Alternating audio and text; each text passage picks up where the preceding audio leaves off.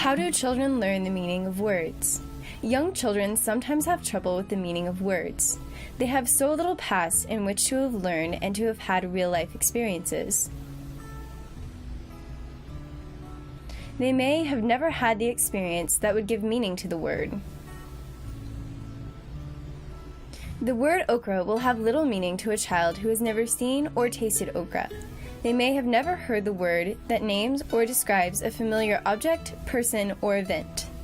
Children may see the director of the childcare program nearly every day, but not have heard his or her name. They may give limited or incorrect meanings to words they hear. A caregiver of 3 and 4-year-olds had this experience. Before Thanksgiving, the teachers talked about turkeys, sang turkey songs, and played turkey finger plays with the children.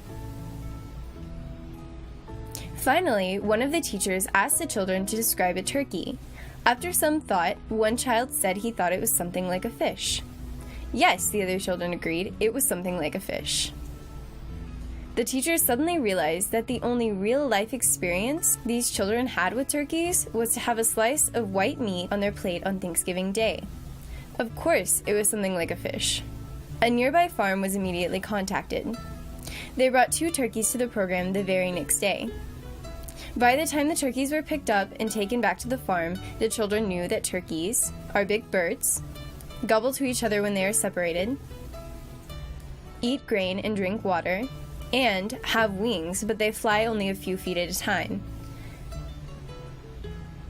The meaning of the word turkey had been clarified and extended by the children's real-life experience, the chance to see, hear, touch, and ask questions about the birds. Concept building.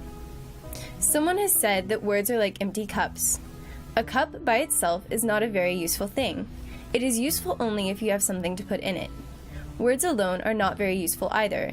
They are useful only if you have life experiences, understandings, and ideas to put in them.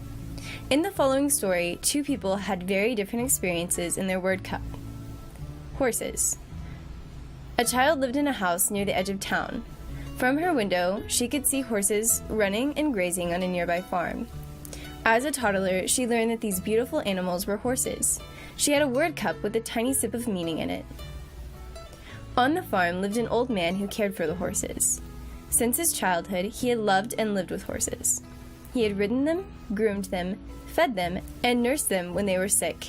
Many nights he had slept on a pallet in the barn when the mare was about to foal. People from miles around brought their horses to him to train. The old man's word cup was full to overflowing with his knowledge and understanding of horses. When we begin to understand the meaning of an experience, we begin to have a concept of it. Concepts include all of our facts, feelings, and understandings about that experience. Concepts can be very limited, as they're labeled and described with words. Concept building is one of the most important reasons for good programming for young children. As you are able to involve concept building repeatedly and personally from the things within the surrounding area, these concepts fill your word cups with more and more information. They build rich and accurate concepts with which to interpret and respond to the problems and opportunities of their lives.